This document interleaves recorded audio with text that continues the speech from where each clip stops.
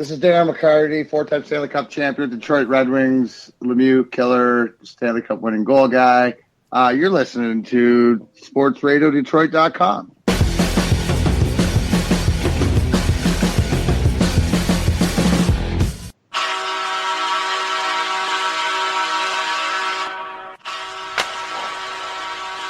Pucking around. Oh, Jesus.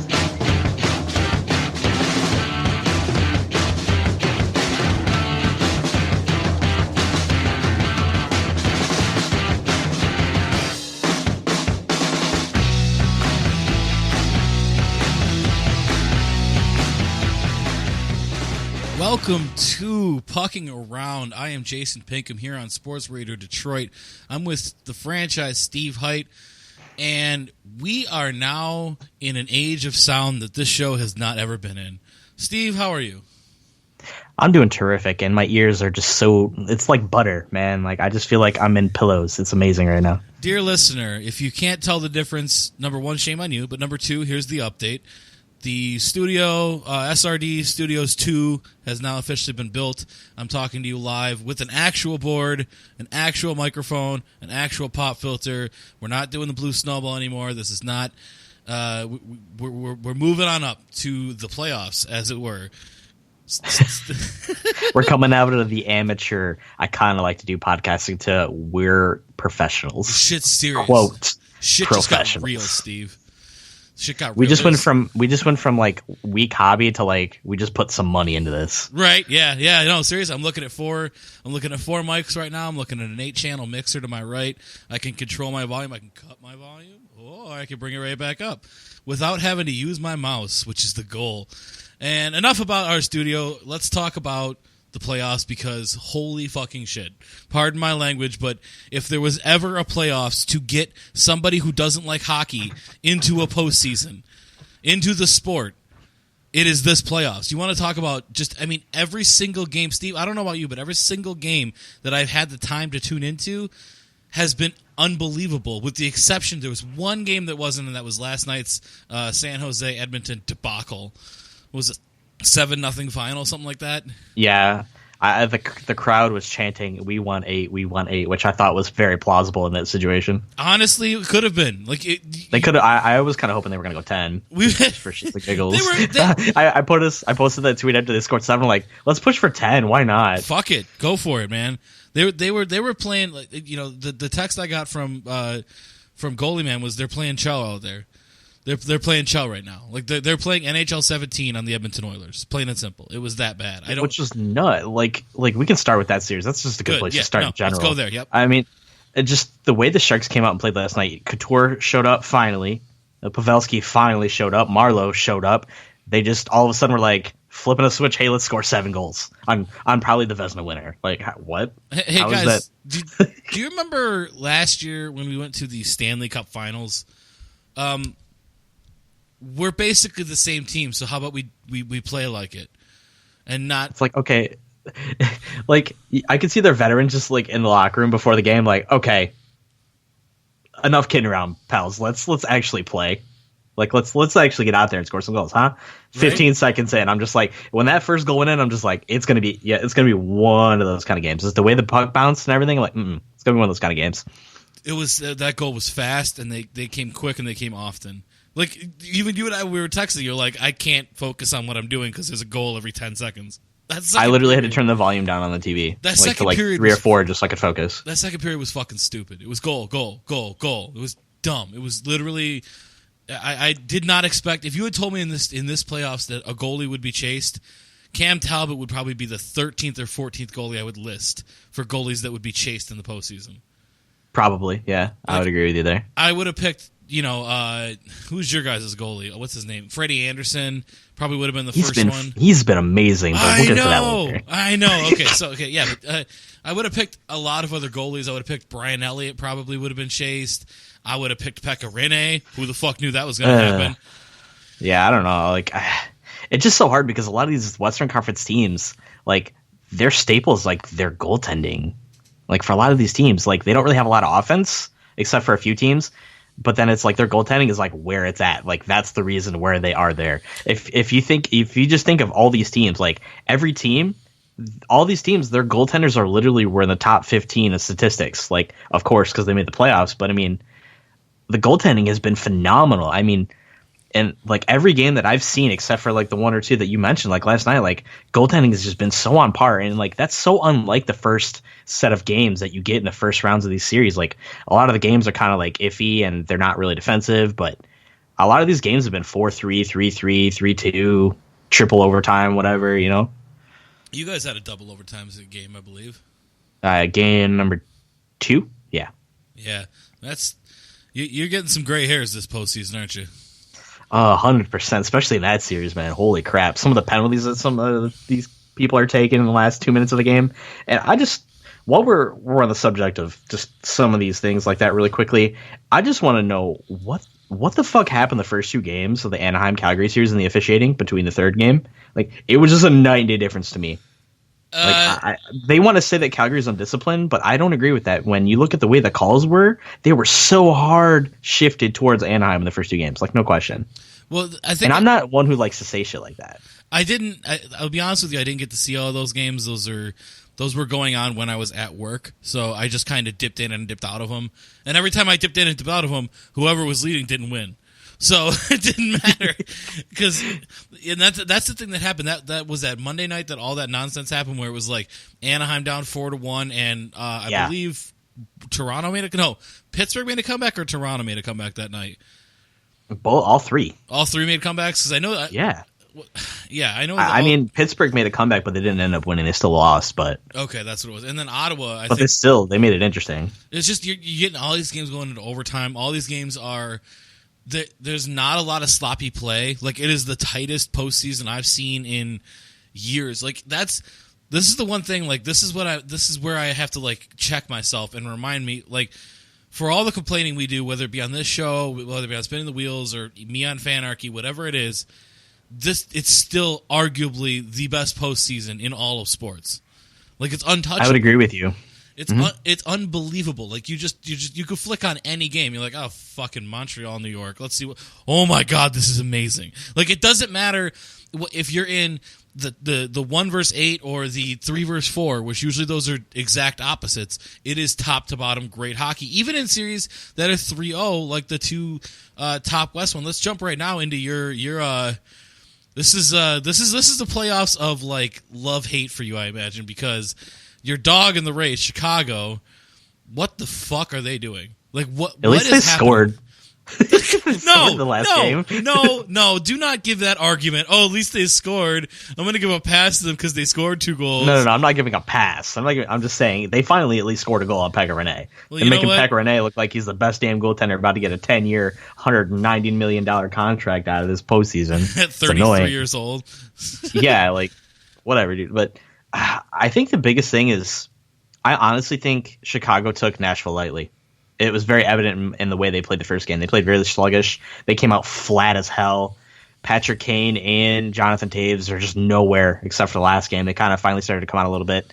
I mean, and when you get a guy like their third-line left winger who scored the first goal, Rasmussen, like he literally has 5 goals in like 140 games or something like that. Like, that's the guy who gets the goal, and then Patrick Kane scores on the power play. They're up 2-0, and then their defense just fell apart, and they started taking really bad penalties. So it's very uncharacteristic of them, and I don't know if Nashville's in their head or if they're just playing themselves out of it, to be honest with you. It makes you wonder if it's kind of like the Red Wings were at the end of their run, where it's like you are the team in the league, where you are, everybody, including half of this show, 2/3 of this show, picked Chicago because they're fucking Chicago. And that was literally the reason that was given, too, was they're Chicago.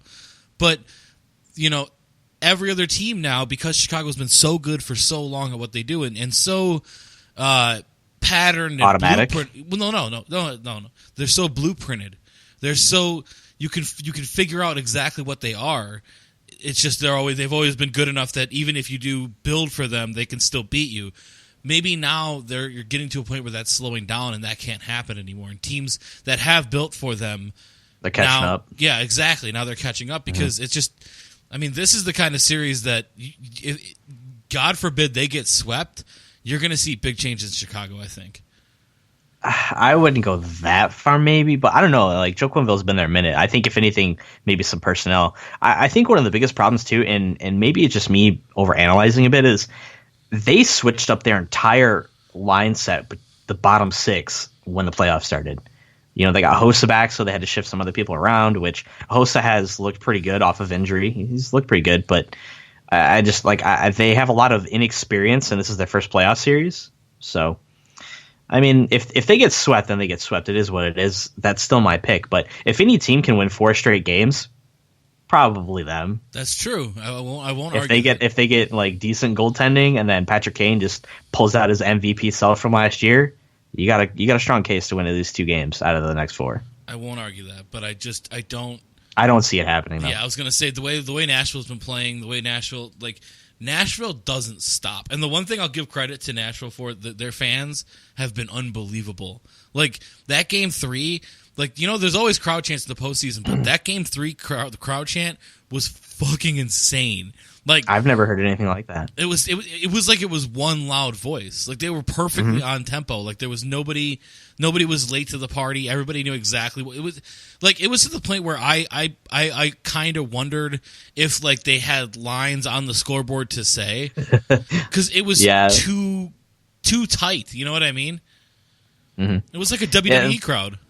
That's the one thing, too. Like, I always give Nashville fans props, man. They're in a non-hockey market, and they've always been ecstatic about their team. Even when their team was garbage, they were always for their team.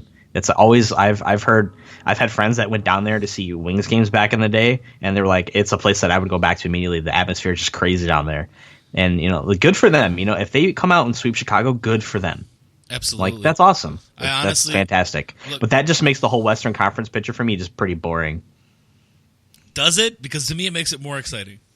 I think it makes it more exciting because you're the anti-Chicago angle, which I completely understand. But at the same time, it's like, if you look at the other matchups that, you know, like St. Louis, they're up 3-0 against Minnesota. We should go into that one because I don't know what the fuck's going on with Minnesota. It's Boost for Joe syndrome. That's what we're going to call this. It is. We said this in fucking October. You can't escape the first round of the playoffs. Dude, we said this in October. Like, this is exactly what this is exactly what we said they would do. It's like that NFL thing. They are what we said they were. Let them be it. Let them take it. Like, that's exactly what they are. Like, they are literally a meme at this point. Yeah, you are literally doing everything Boost Bridger always does, and that's the thing about the thing though. In this, at least in this circumstance, the difference was when he was in Anaheim, when he was in Washington, you had guys like Getzlaf and Ovechkin. So the blame fell more on the coach. Like, it was because with guys like Getzlaf and Ovechkin's clearly a generational perennial talent, and Getzlaf has a cup. So, you know, you have winners that know how to win. In Minnesota, they do have almost nothing but rookies. Like, yes, they got Parise and Suter and Dubnyk, but, you know, you got guys like Charlie Coyle, Nino Niederreiter. These are guys who have never been to the show. They've never been to the dance. They don't know what it's like to have to compete against a team like St. Louis that is almost completely the team from last year and the team from the year before, minus, you know, Kevin Shattenkirk and whoever went to Boston, whose name is escaping me right now, David Backes. Minus Backes and Elliott and Shattenkirk, they're all grizzled playoff veterans, so they know how to take their game to that level. I don't think Minnesota does, but you know, we'll see. But I think you're looking at a round 2 Minnesota-Nashville 100%. Yeah, which, I mean, you mean St. Louis, Nashville? I'm sorry, yeah, St. Louis, Nashville. Wow. It's all good. Like, the one thing, my one concern for St. Louis coming into the playoffs was, like, how are they going to match the firepower of Minnesota? And to my chagrin and surprise, they're just like, F you, Steve. We're going to score goals, and we're going to run you over, and our goaltending is going to be amazing all of a sudden. It's like Jake Allen went from not being able to stop a beach ball in February to being the fucking man in the playoffs. And I guess that's when it matters. That's all that matters. Is when it matters, you play well. And he's playing phenomenally. Yep, and he's doing exactly what you want to see out of a guy who was just signed for a lot of money for a long time.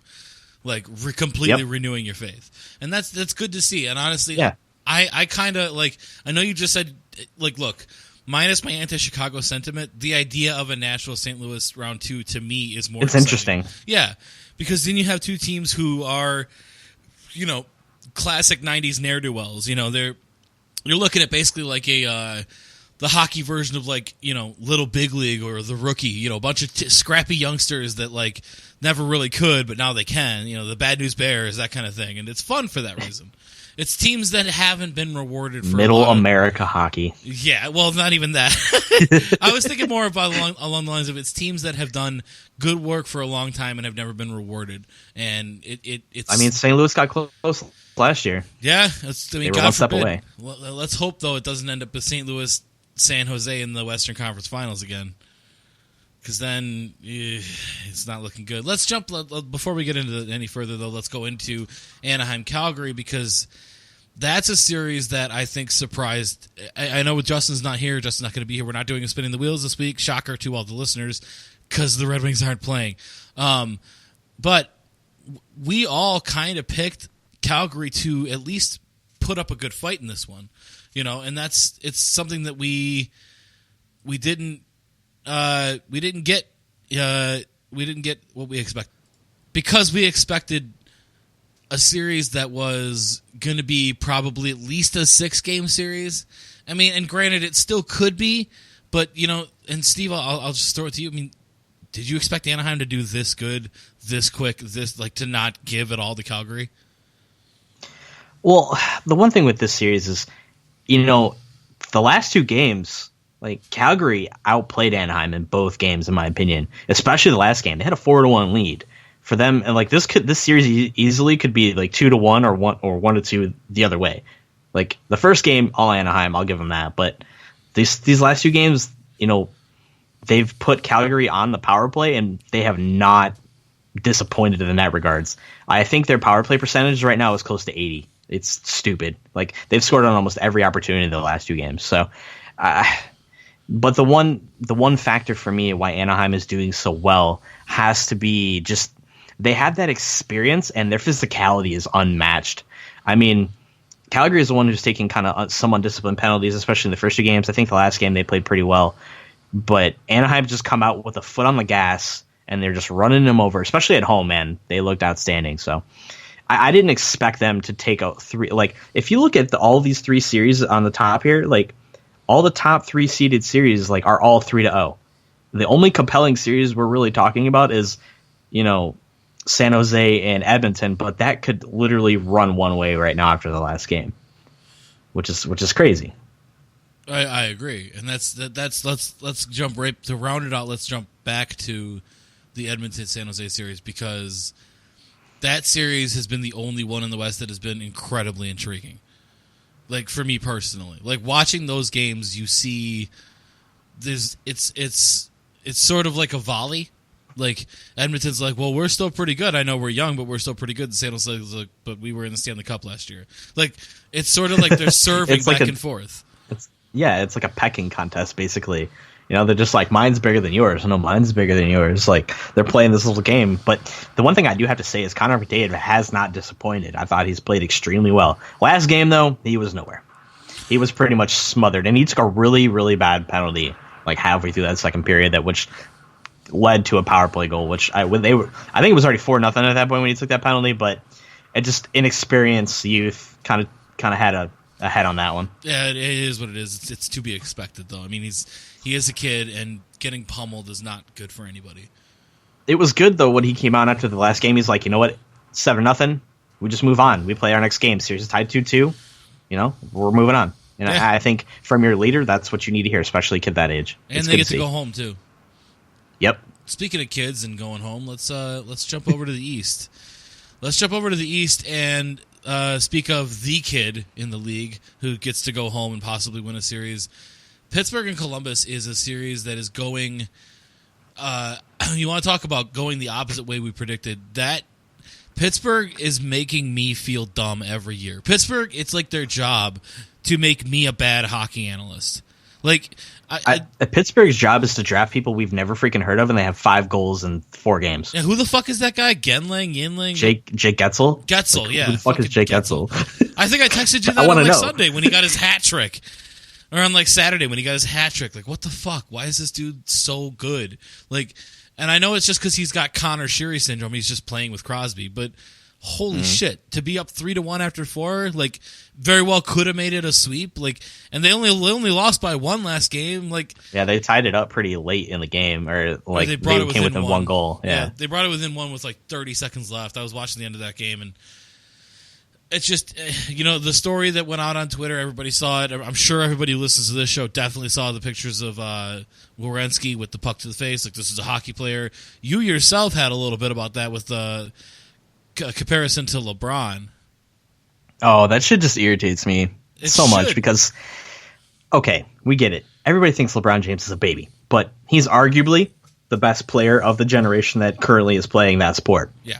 He's not going to take a hockey puck to the face. That's not going to happen because he doesn't play hockey. So why are we making this comparison about toughness between two sports where one has very little contact and the other has literally people 200 pounds skating 30 miles per hour into each other at a solid object that stands still? Like, you can't really compare that. That's really unfair to LeBron James. And I'm not the biggest LeBron James fan, but I won't deny his greatness. He's a great player. But it's like, these people are like, yeah, he would never do this. He would be out for the season. And then somebody says, well, yeah, he was out for 2 weeks because of cramps. I'm like, have you ever had a fucking cramp? Like a thigh cramp? You can't fucking move. People forget that hurts. People forget that in hockey you are skating.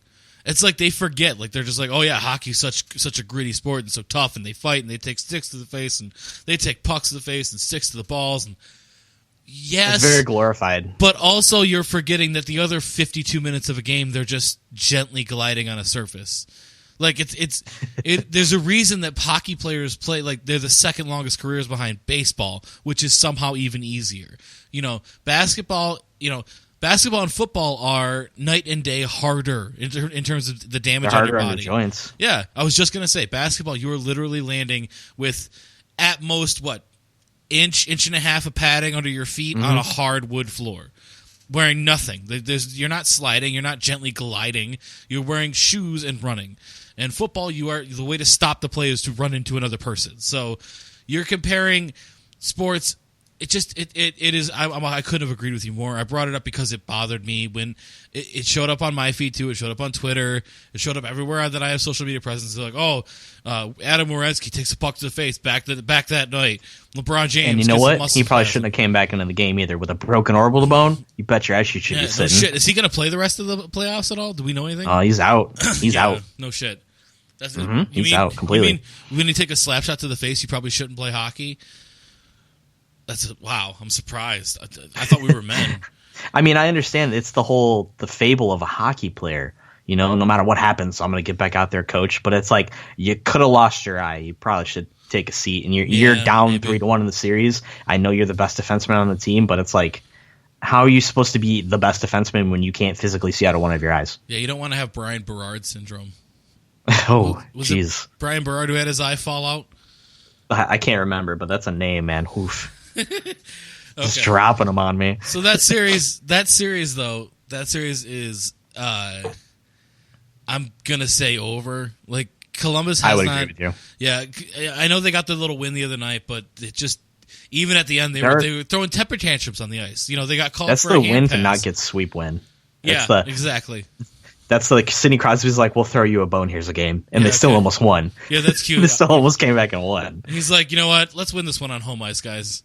Like, it's just, fuck it. I do want to say about Pittsburgh. I mean, Jake Getzel is probably going to win the MVP race when they win the Stanley Cup now. But Malkin and Phil Kessel have played, like, ever since Phil Kessel came to the Penguins, dude. That dude has been on fire. I couldn't be more happy for that dude as a Leafs fan. Like, to see him go, it sucks that he went to Pittsburgh, but at the same time, seeing him just be productive and get that Stanley Cup and get notoriety for being the great player that he is, just makes me happy. Phil Kessel's, he's sort of like a running joke on the show in terms of he looks like the human beer burp, but this is a guy who in his last 2 seasons has 70 and 59 points. And something like that. Those are good numbers. They're okay numbers. You would say they're Jonathan Toews numbers. But when he gets to the postseason, now that he's on Pittsburgh, it's like he flicks a magic switch and he becomes, Phil the God Kessel. Like, he's untouchable in the postseason. And I was going to say that too. You beat me to the point on that 100% because when you flick that game on, that dude is everywhere. Phil Kessel is literally everywhere. He'll dump it and then he'll chase it. He will score from anywhere in the rink. He's one of those kind of dudes. He's just a natural shooter. He kind of reminds me a little bit of Brett Hall in that manner. Like he can put the puck in from fucking anywhere with a wrist shot. It's insane. It's mind-boggling, to be honest with you. I don't know why I ever doubted that team, to be honest with you. I was just feeling spicy, like, fuck it, Columbus looks good. And then Pittsburgh is like, Letang. Wrong. It was the Letang effect, but we forget that they play like a team. They're like ants. Like when one goes down, they just put them on their back and carry them to the end. Like they're just that good. They're just playing. They're probably one of the most complete teams in the playoffs, to be honest with you. It is, and it's irritating, and I really don't want to see another Pittsburgh Cup. That'd be the first back-to-back since, what, 97, 98? Yeah, it would be if they were to win it. First back-to-back since us, and it would be our quote-unquote mortal enemies by those kind of hockey fans. Well, the Wednesday night rivalry fans? Yeah, no. Anyways, we'll save the next series for last, and we'll jump into the most boring series of the postseason, which is actually turning out to be a pretty scrappy, no-nonsense series in Ottawa and Boston. Ottawa up 2-1. I have not watched a second of this series. Have you watched any of it? I've watched 2 of the games just because they've kind of been on at a primal time for me to watch. So, like, in between the other games, I kind of flip back and forth. I mean, I think both teams have looked pretty average, but one team just has a moment where they're slightly better, or the other team takes a really bad penalty, and it leads to the game-winning goal. So they're vying for team to lose in the second round to Montreal or New York. Or Toronto. Well, they wouldn't face Toronto. They would face either Montreal or New York. Oh, yeah, that's right. They're in the bottom half of the bracket. Yes, sir. Top half on mine. See, like, the one thing I have to give the Senators credit for, Carlson literally is playing like the MVP that he is. It's insane how well he's played in the games that I've watched. He's literally been the factor. Wow. And then Dion Phaneuf had a game-winning goal, so that happened. We should all buy lottery tickets. Yeah, it's just a series that series is just one of those. It's like I hate both teams, but I don't give a shit. But it's like I have to because of this. I feel like I should have to, but I just feel like our fans are probably in the same boat. Like I feel like this because I've talked to other hockey fans, and it is the same result. Like, or it's the same response. Like, oh fucking, that's a series. Like for real, that's a series. Like, why are we? Who cares? Like it's just like Marchand hasn't spared anybody, so it's not really that entertaining for me. And even if he does spare somebody, it's a series of hatred because I hate Boston, and then Ottawa. I just hate boring teams. Like so, it's a series that I'm just waiting for the winner to lose in the second round. To the next series we're going to talk about, which is Montreal, New York, which is a series that is also teeter-tottering back and forth in terms of who has the power. And I mean, you want to talk about a series that is, in my opinion, the most fun to watch. Like I know that we talked about Edmonton, San Jose, and I know we talked a little bit about Nashville, Chicago, which those games are exciting as fuck. But Montreal, New York has an old school feel. It is old school hockey. But it's old school hockey with the new template laid over it. Like everybody's fast as shit. The goalies are amazing. You're seeing crazy good saves. You're seeing crazy good passing. You're seeing actual setups being executed properly. All with fans who have been yearning for a series like this for years on both teams too. Because New York has been paired up for the last few years. New York has been sort of the forgotten powerhouse in the East, and Montreal is finally getting a chance to be the top seed. So I'm sorry I'm holding you back from your opinion on this series. No, you're good. It's nice to hear you go a little bit on it. The one thing is this series is going exactly how I thought it would. It's a very close series. It's split the first 2 games. The one thing that I will say is Carey Price has looked kind of in some of the games. I think Henrik Lundqvist has looked fucking amazing. And I think that's been the difference in a lot of the games. And I think, the one thing with Montreal is they're a very physical team. New York isn't as physical as they are, but they're taking some really untimely penalties with trying to be overly physical. And there's this good thing I read today, too, about Max Pacioretty not laying out and blocking shots, and that's why they lost the last game. And it's like, okay, do you want a guy like Max Pacioretty blocking a shot, maybe being out of the game and being out of the series? Like, no.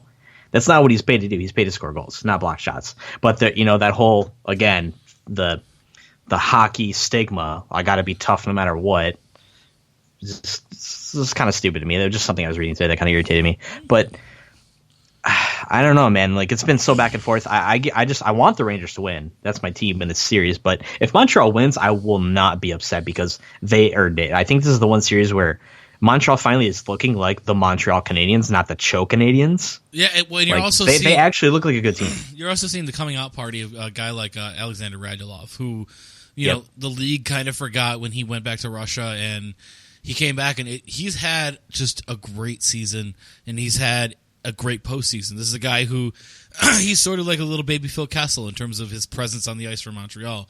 When he is on the ice, sweet goal the other night too. Yeah, exactly. When he is on the ice, it is.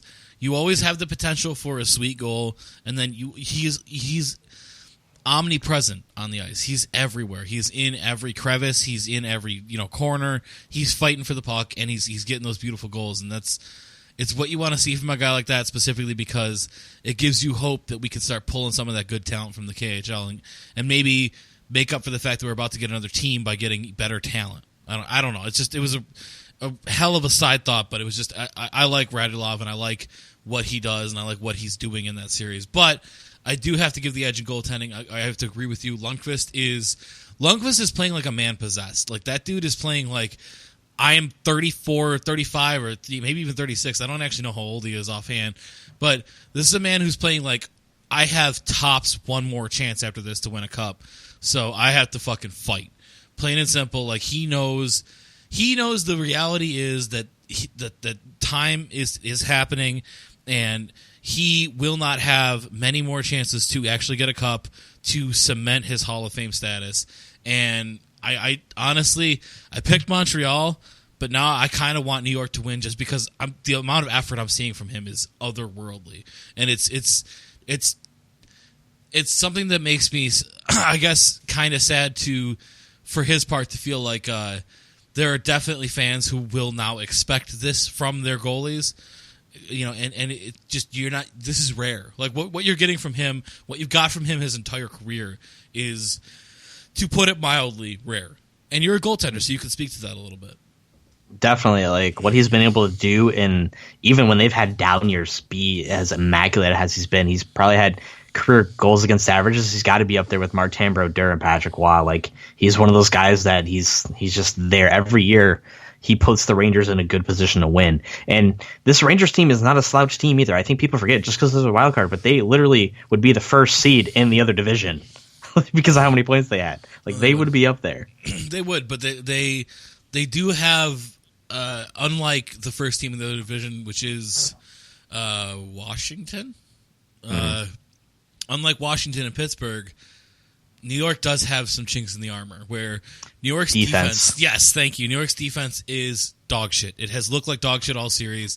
Lundqvist makes up for it, but he's had to bail Brandon Smith out, our old bud, a few times. Exactly. But how many even this series, how many goals have you seen where the goals that Montreal does score, which are few and far between, are, one defenseman is playing the wrong side of a 2-on-1. The other defenseman was changing for no reason. It's a breakdown and breakdown in the defensive side of the game. Yeah, there's so many defensive breakdowns on New York's side. They really have to address that. But unfortunately, the way that they've done business the last few years, they've been mortgaging their entire future for hopefully just one more run for Hank. And honestly,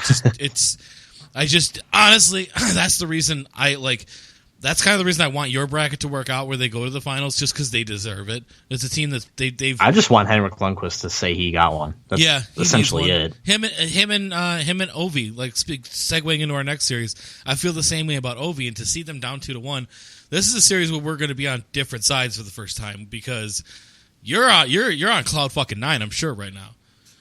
Yeah, it's been a pretty unbelievable week for me as far as that, because I was going into the week like optimistically is like, we'll probably get swept, but we made it. We'll get some experience. This is great. First game goes into overtime. I'm like, what is happening? They were up 2-1 in the first game. The Capitals didn't have a lead in the series until game 2, and that was like the last minute of the game. Before we go any further, dear listener, if you guys had just seen how fucking lit up this dude's face just got. Just when I just said he must be feeling good right now about Toronto's place in this postseason, this dude's eyebrows went up, his face just spread out. He's like, yes, let's talk about this series. If you don't know any other Toronto fans, you don't understand. Like, it feels like 50 years since we've been in the playoffs, but it's literally been since like 2013. Yeah, it's been like 4. But it feels like 50 fucking years. Yeah. Because of the way the team has played. They've been horrible. But Mike Babcock and the management team has really turned it around. Obviously, draft picks is a huge part of this. But the kids have shown up, and they've played extremely well in the first few games here. And they don't look phased at all. Like, the one game they went to double overtime, you could tell conditioning was starting to get to some of these guys. But they've hung in there. They are not intimidated by the Washington Capitals. And I have to firmly believe a lot of that is Mike Babcock. 100%. Okay, so now that you've seen some of the playoff series, some of this series, do you think Toronto is going to win it? I think tonight will be a deciding factor. If Toronto goes up 3-1, I think then it probably is over. But if the Capitals come out like they did last game and get up to a lead and keep the lead and play with the lead well, then it might be one of those. Maybe it'll go 6 or 7. But I think tonight's the telltale game for the Toronto Maple Leafs. If they can come out, get a lead, keep the lead, play smart, that tells me that this team is a lot better off than I thought they were originally. And I'm on the other side where I think Washington will come out. And I think Washington's going to do tonight what San Jose did the other night, where they're going to come out swinging. They're going to come out swinging hard. It might not be 7-0, which I think that was ridiculous. I think the biggest contradiction to that is Freddie Anderson right now. But continue. No, I was going to say I think it won't be 7-0 for sure, but it is a game that could come out and you could see a 5-2, 5-1 kind of victory, where I just think Washington is going to be. I said this to my roommate earlier. We were talking about the Edmonton San Jose series, and what I think Toronto has done to Washington is what Edmonton did to San Jose. They awoke the sleeping giant, where both San Jose and Washington went into those series thinking, "Oh, look, we got the little baby blue and white team from Canada. Like, look at them; they're a bunch of rookies. Let's see what happens." And then they're like, "Oh shit, they're actually like a real hockey team. Oh crap, now we're down 2-1." Like, I think I hope that I'm right on this one, because last year we did a postseason bracket too, and I was wrong everywhere on that one. So I want just once to be fucking right. Like, maybe that's the reason I want this so much. But like, Washington also, much like we talked about with the Rangers, Washington is one of those teams that I root for just because they have great players. They have all-time players who I do not want to turn into the Dan Marino of hockey. Like, I really don't want Alex Ovechkin to be the Dan Marino. Like, sure, that guy could score in the regular season, but fuck his postseason. But that's the thing. Like, even now, and I'm sure you've heard this, where they're like, Ovi disappears in the postseason. No, the fuck he doesn't. He averages hasn't. 1.3 points per game in the postseason in his career. I was going to say, it was like, I saw the stat the other day. It was like game 2 or something. He has 85 games played, 83 goals, or 83 points.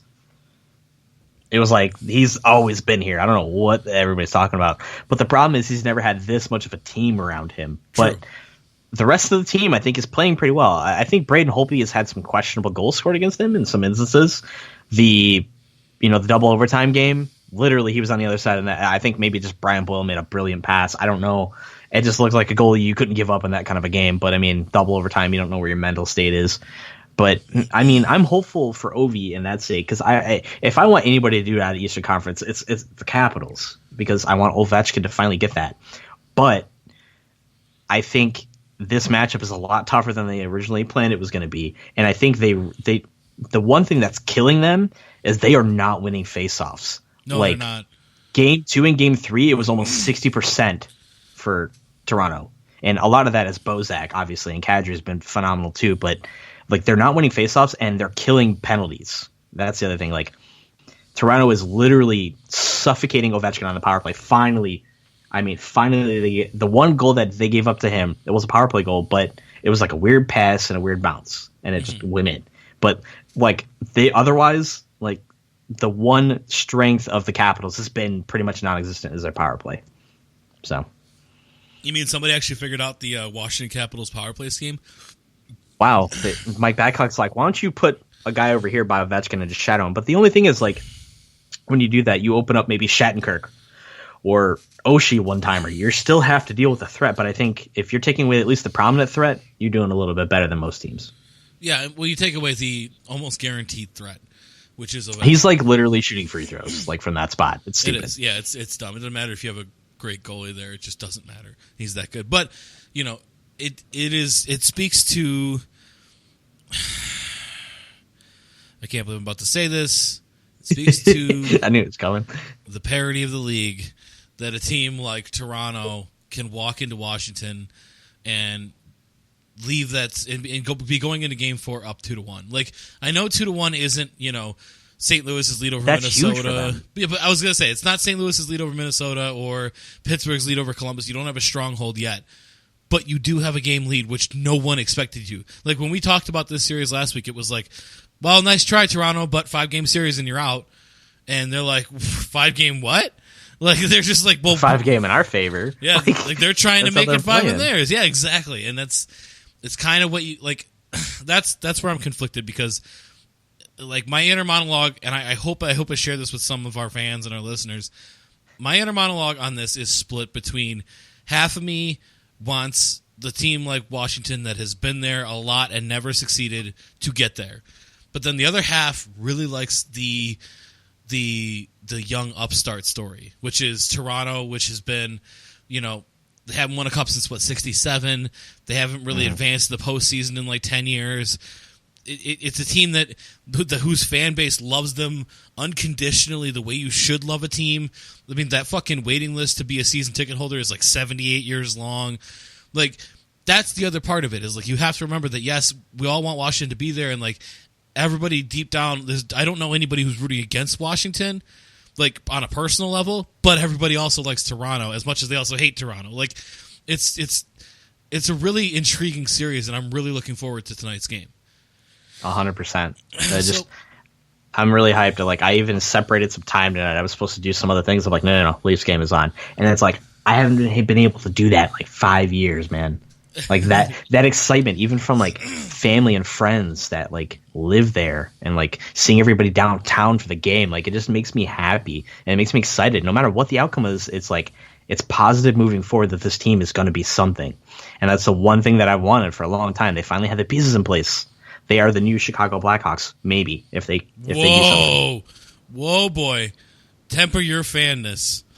You said it last week that the Edmonton and Toronto were going to be the teams moving forward running it. In 3 years, not now. I mean, what they're doing right now, they're doing better than Chicago is.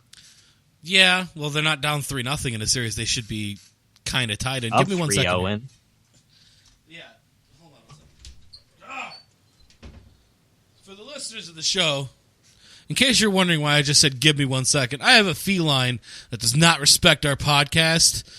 He does not give the respect to Pucky Round that the Pucky Round deserves, and he is pawing at our door, and I can hear it through my headphones, which means these mics are probably picking up that little tapping noise, so I had to shoo him away. Okay, sorry. Totally disjarred me on that one. Let's get out of the playoffs because there's obviously much more to go, even in just the first round, and then after that you have months to go, or weeks to go. Let's talk about a headline that you brought up to my attention today, and I'm not even going to take the credit for this. I want you to read it. Which one? The Eichel one. Okay, yeah. I was just kind of surfing around as I usually do on Wednesday mornings, just kind of getting some more information. And I saw an article posted on Piranhas, it's a hockey company, they posted it, about Jack Eichel saying that if Blesma gets an extension, he doesn't want to be here anymore. He's not going to resign, which I read the Buffalo News article countering that. He did a Q&A about the whole session and how he's saying his words got twisted, and the team has the end of the – basically what happened is, every team has kind of like an end-of-the-year meeting with their players, coaches, and personnel. Exit interview. Yeah, basically. And there was, the end press conference, and Jack Eichel's body language was pretty bad, to be honest. That's something he commented about in the article, that he probably could have done a better job about his body language and how he answered questions. But – at the end of the season, when you're a guy that gets taken as high as Jack Eichel did, you're basically the face of the franchise moving forward. You put a lot of personal expectation on yourself, and you want things, you want to win. And when you don't win, you get upset. And obviously that's what happened in a lot of the interviews, that he's very visibly upset because he wanted the season to be a lot different. I thought at the beginning of the year the Buffalo Sabres maybe would have been a little bit better, maybe borderline playoff team. But that didn't happen. And he was upset about it. So I think a lot of the stuff with Dan Bylsma is not accurate from what I've read. I've read a few articles with the situation. But it's intriguing to me because it's like, I don't know what he expects. You did get drafted by Buffalo, man. You got to do what you got to do. I guess he probably feels. I mean, my guess on this is purely. This is all going to be purely just speculation because I don't know Jack Eichel personally. I don't actually know the situation of Buffalo because the way I look at Buffalo is you got a goaltender in Robin Lehner who can do some damage for a while. Like Robin Lehner is a good goalie. He's often overlooked when people talk about great goalies in this league, but he's still a great goalie. I mean, that guy can stand on his head. And then you have a future perennial powerhouse in Jack Eichel and their defenseman Ristolainen, is that his last name? Mm-hmm. They have all the pieces in place, you know. But the thing is you look at a coach like Bylsma, and it's really hard to say whether he's good or bad because he's kind of been in this sort of middle ground where he's a cup winner, and his teams he inherited a cup winning team. I was gonna say, but his teams in Pittsburgh were not built by him, were not assembled by him, and when he was, you know, given full right on a full season, he lost that team within a few years. So I know Buffalo is a team that is on the rise, but you know it is correct they did not make enough strides forward this year. So I can understand where he's coming from. But also, it's kind of a gut check moment, dude. Like, you're Jack Eichel. Like, you're that good. You're supposed to be that good. You're supposed to be able to rise above this. You're supposed to be able to make your team better than this. And I know you missed a couple weeks at the beginning of the season, but it's not your fault that they didn't get there, but it's also not your place to bitch because they didn't get there. And it's also not your place to say, well, I'm not going to stand here if the coach is still here. That's not your decision to make. It's your decision to just play better. But if anything, they're going to pick Jack Eichel over him anyway, so that's just kind of an afterthought to me, personally. Like, you're not going to take a coach over Jack Eichel. Probably not. Not unless that coach is a Scotty Bowman caliber coach. Exactly. So, like, that's just a non-point. I thought it was really interesting because it's like you have these guys that are young in their careers, and a lot of the times, like, we've had a lot of this last year. We had, some of these guys, Trouba holding out, trying to get a better deal and get traded because he didn't want to play for Winnipeg. He got a better deal. He got a better deal. And then you had, what's-his-face in Anaheim? Can't remember his name. Hampus Lindholm. Yes, it was. And he's played garbage in the playoffs this year, by the way. He has. He's been playing super bad, just to put it lightly. Yes, but just in general, like, I see this trend of these younger athletes getting more boisterous about their wants and kind of almost pulling like a Yager or, like, I won't play for you. And then the right team calls you, I'll play for you. Why not? Like, it's just really intriguing that you can have clout like that at that age to be able to just be like, meh, I don't want to play for you anymore. Or if this coach is here, I don't think I'll be here anymore. Okay, it's like an ego thing, which I don't understand. Let's jump into a little bit more of this expands into a bigger topic that we can kind of end the show on. Contract values in the NHL. And the NHL is the only league with a very strong salary cap. I know the NBA has one. The MLB has a luxury tax, and the NFL has a ridiculous cap that is like 150 some fucking stupid number million. But it's the only league where a player caps out at give or take 10 million, give or take in either direction. You have a couple 12 millions floating around, but they're few and far between, and you can only get an 8-year contract because of that. Thanks, Rick DiPietro. Thanks, Ilya Kovalchuk. So what I think you're seeing now, and this is a topic that Keith has brought up to me on Fanarchy because he doesn't understand it either, and it actually has made me think about it more. This is a sport where you play as much as or more than most of the other major sports, with the exception of baseball, and yet you get paid half of what the other sports get paid. If you're a top NBA player, you're making 25 to 30 million. If you're a top pitcher in the MLB, you're making 33 million. If you're a top quarterback in the NFL, you're making 25 million. Like, it's just the NHL where the top player makes $8.7 million. Like, so the question becomes now, and this is actually why I want to flip it a little bit on you. do you blame them for wanting to get more money to maybe push that cap up a little bit and let the NHL stop being so greedy? Or are you a believer in, we don't need $30 million players? I think anybody can have a value of what you pertain it to be. Like, that's instantly. I think when they moved to the salary cap, they kind of had to, but I think the NHL would be at a better place without a salary cap. Really? And being able to pay a guy like Ovechkin $20 million, because he's probably worth that, easily. But then again, I understand that the whole dynamic of how salary cap and shared revenue works with the NHL. So I don't blame people for wanting to get the maximum amount of money possible, but I feel like, especially in the sport of hockey, your entry level deal is kind of the proving ground for you. You don't come into the league making $8 or $9 million like in some of these other sports. You can get signed to rookie deals that are more in those other sports than you can in the NHL. That's true. Like, what's the number one draft pick go for in the NFL? What's his rate? Probably $6 or $7 million. $6 or $7 million. Yeah, you know what the average rookie salary cap or salary in the NHL is? $250K. Yeah, $250,000. Yeah, or maybe $500, depending on how good you were. Yep. For 3 years. Yeah. Now the counterpoint to that, though, is everything is paid for. It's not like you're struggling. $500,000 is still a lot of fucking money. But the other counterpoint to that is, though, well, what if you had played baseball?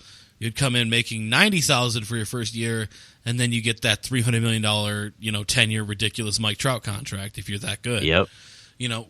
It's a puzzle, and it's not something that we can solve in 10 minutes on a show, but it's something that has made me, take a step back, because I've always kind of been of the belief that the salary cap was good, because you look at teams like Winnipeg and teams like Buffalo and teams like the New York Islanders and Carolina, who, yes, they had kind of mediocre to bad seasons this year, but they wouldn't be able. They're competitive. They're number one, they're competitive, and number two, they wouldn't be able to recover in a league where there's no salary cap, because you just have Detroit and New York and Los Angeles and Montreal and Toronto outspending everybody because they have really good customer bases, and Chicago too. Like, you have the original six outspending everybody because those cities have had those teams for almost 100 years and they love their sport. And you wouldn't be able to expand that well. So I see both sides of the argument, but I also tend to lean more towards, if Eichel did say he's not re-signing due to Dan Bylsma, I understand it. You know what I mean? I get it. I get where he's coming from, because Dan Bylsma led that team to mediocrity this year.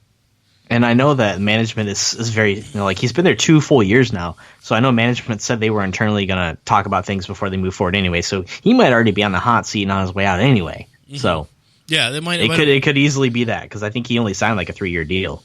Yeah, so. It was. They don't sign coaches for long term anymore, because GMs, I think Mike Babcock was the only one of note that it was that long. I think he signed like a 7-year deal. Yeah, but outside of that, I mean, coaches are the whipping boy in today's NHL. We know that. I mean, true. GMs, we've documented on this show, GMs do not take blame for anything. So, anyways, I think that's as good a place as any to wrap it up. I mean, I think. We covered any bases. Any bases we left untouched? Any stones we left untouched? I think the only small one was that they were going to release the expansion picks during the NHL awards on June 21st. Yeah, that was the only kind of small one.